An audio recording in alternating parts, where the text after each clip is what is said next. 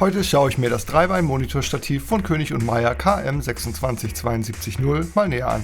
Ich möchte wissen, wie stabil und gut verarbeitet es ist und ob es eine sinn- und stilvolle Ergänzung für Studio- und Desk-Setup sein kann. Ich würde außerdem gerne wissen, was deine Kriterien für ein gutes Monitorstativ sind, also schreib es gerne unten in die Kommentare.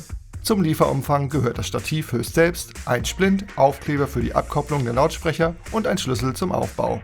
Man bekommt ein schwarzes Stativ aus Stahl mit einem Gewicht von 4,5 Kilogramm, einer verstellbaren Höhe von 68 bis 114 cm und einer Platte mit 20,5 x 24,5 cm.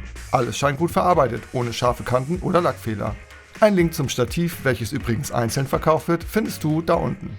Es handelt sich natürlich um einen Affiliate-Link, über den für dich keine weiteren Kosten entstehen, aber benutzt du ihn beim Kauf, unterstützt du ein wenig diesen Kanal.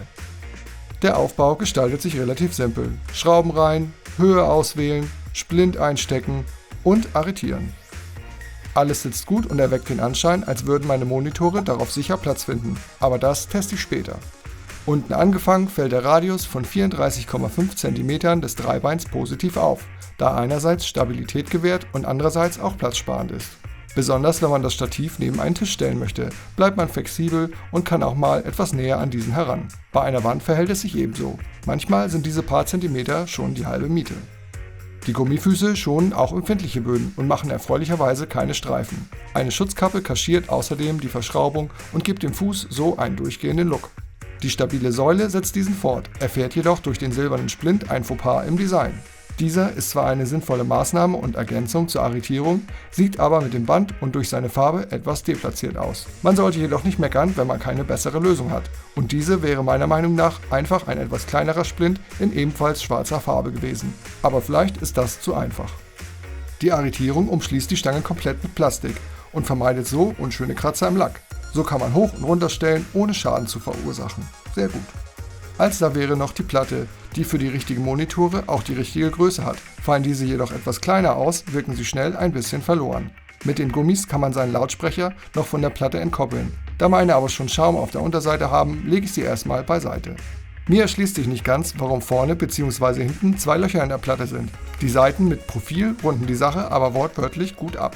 Doch jetzt teste ich erstmal hochprofessionell, wie gut sie sich im rauen Studio- und Creator-Alltag zu schlagen.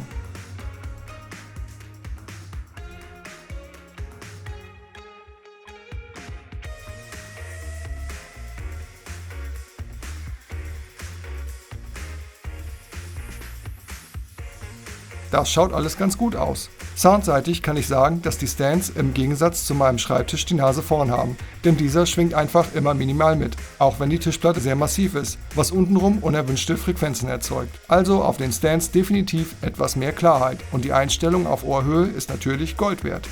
Im Fazit bin ich für den Preis sehr zufrieden. Ich habe ein gutes Platzmanagement, ausreichend Sicherheit und kann die akustisch vorteilhafteste Höhe justieren. Lediglich eine Vorrichtung zum Kippen wäre ein nettes Feature gewesen. Aber das kann man auch mit Keilen zum Unterlegen lösen.